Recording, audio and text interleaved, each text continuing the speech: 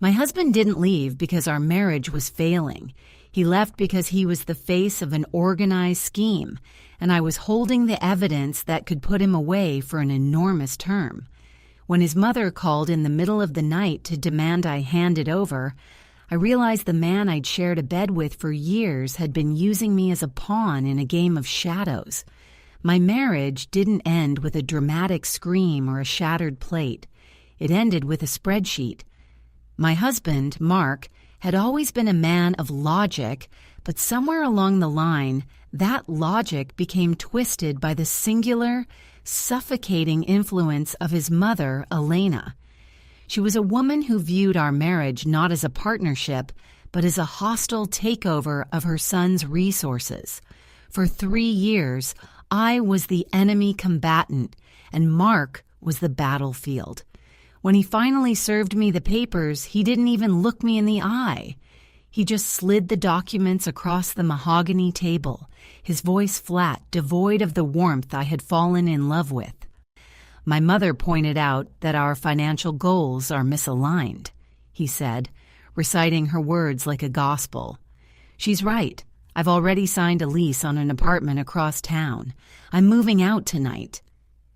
He left before the ink on the divorce petition was even dry. The house felt cavernous, echoing with the silence of a life being systematically dismantled.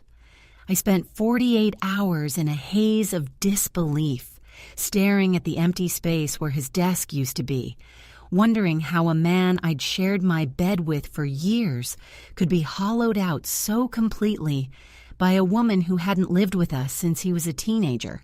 I was grieving, certainly, but more than that, I was furious. I had spent years trying to appease Elena, trying to prove that I wasn't just some hired help trying to steal her son's inheritance. I had been the one to nurse him through his bouts of illness, the one to push him through his career plateaus, and the one who had kept his secrets, the real ones, the ones that could destroy his reputation. I had almost convinced myself to move on, to accept that I had lost the war. When the phone rang, it was 2 a.m. on a Tuesday. The caller ID displayed Elena's name, glowing in the dark like a warning flare. My pulse quickened. Why would she call me? We hadn't spoken since the engagement party where she'd made a pointed remark about the poverty of my lineage. I let it ring 3 times, my thumb hovering over the decline button. But then I realized if she was calling, it was because something had gone wrong. And in the world Elena lived in, things only went wrong when they were about to get very, very expensive. "I need your help," she said the moment I answered.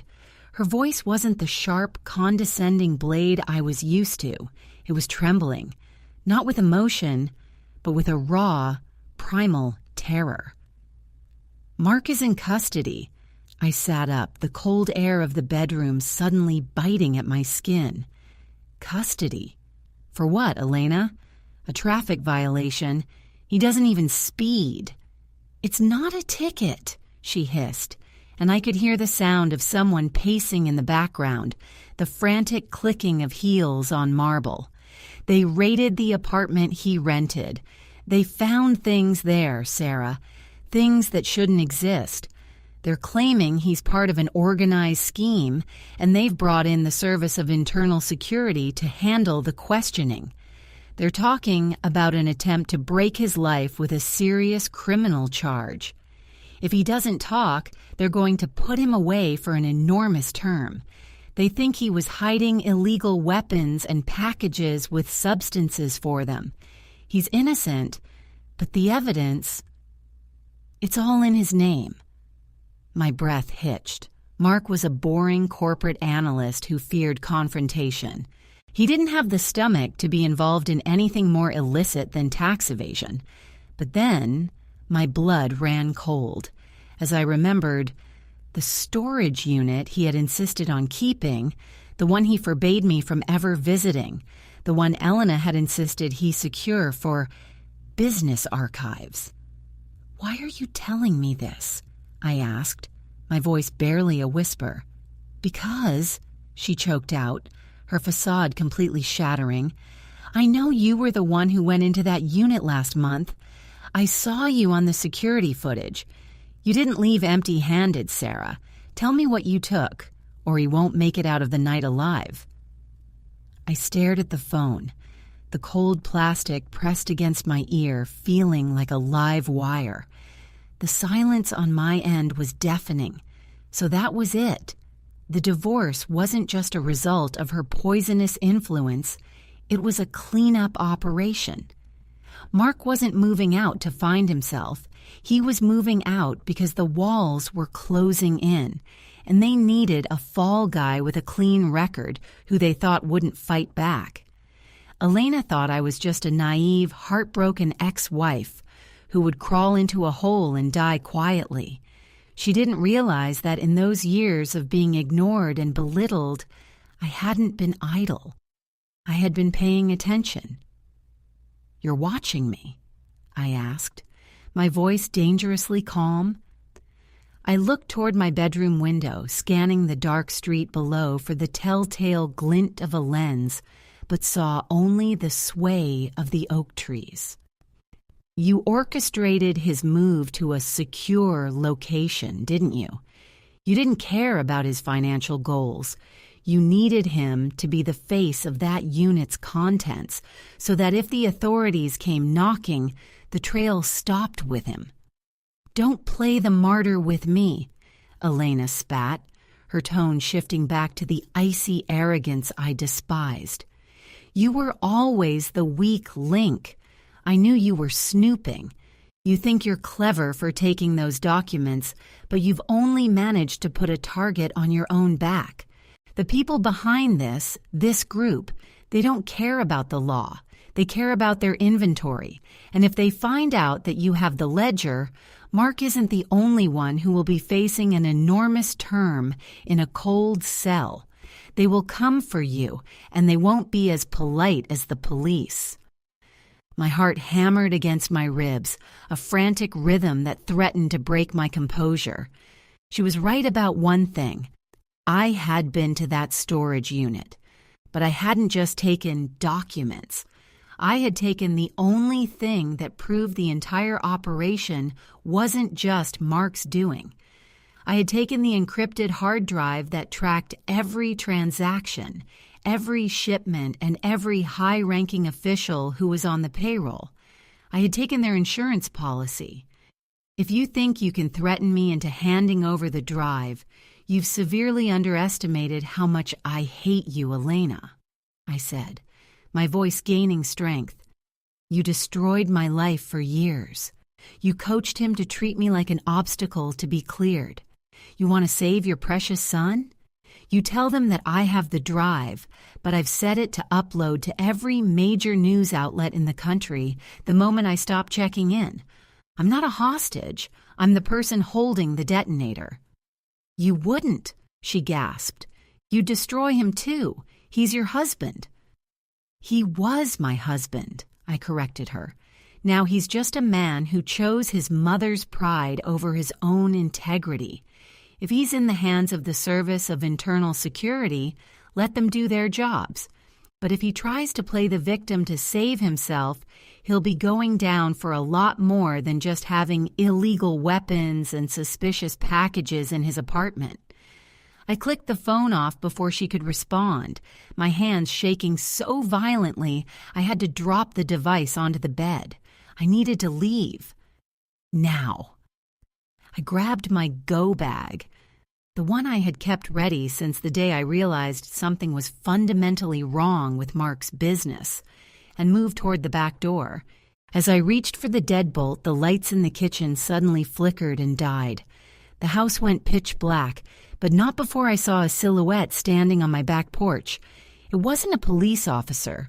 It was a man in a tactical jacket, his face obscured by a balaclava, and he wasn't there to serve a warrant. He was holding something heavy in his gloved hand, something that looked far too much like an unauthorized weapon.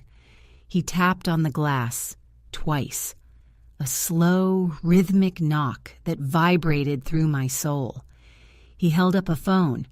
A text message notification lit up the screen, visible even from where I stood. It was a photo of me, taken 3 minutes ago through my bedroom window. The caption read, "We know you have the drive. Open the door, or we'll open it for you." My heart didn't race. It went dead silent. The primal fear that had gripped me seconds ago vanished, replaced by a cold, sharpened clarity. I knew that man wasn't there to negotiate. He was part of the cleanup crew Elena had inadvertently summoned by calling me. They weren't just after the drive.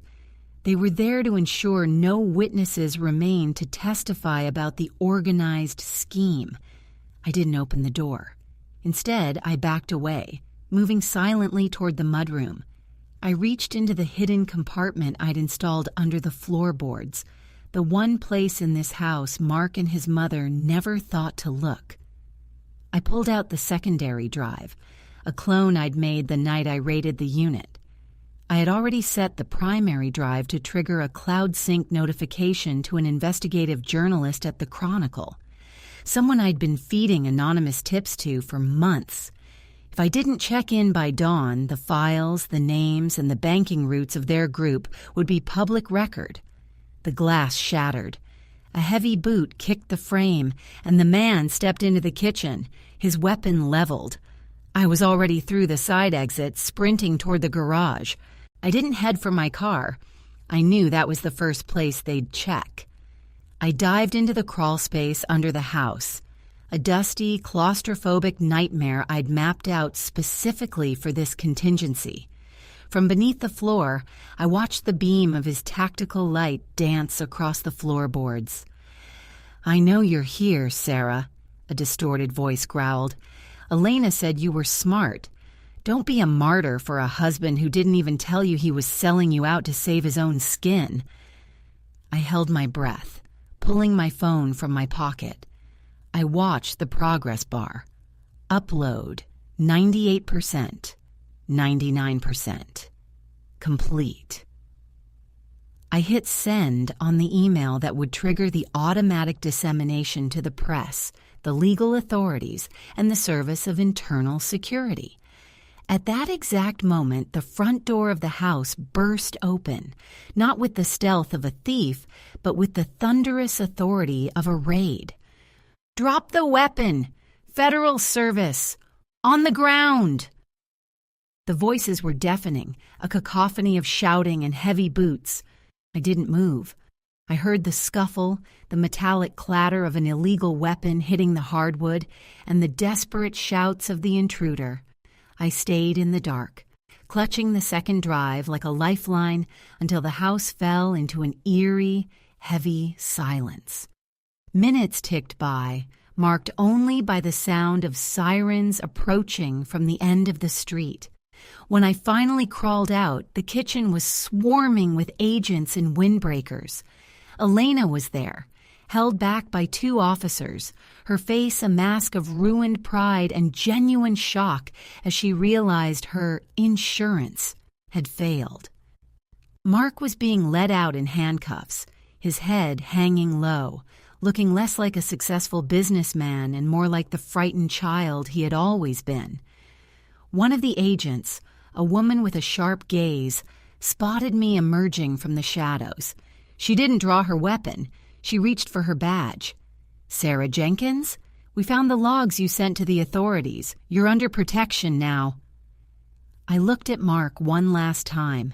He saw me, his eyes widening in a mixture of shame and betrayal, but he said nothing. He had chosen his mother's world of secrets, and it had consumed him. I handed the agent the drive, the final piece of the puzzle. As they escorted me out of the home that had been my prison, the morning sun broke over the horizon. The air felt different, thinner, cleaner. I realized then that the divorce wasn't the tragedy I thought it was. It was the best thing that had ever happened to me. I wasn't just walking away from a failed marriage.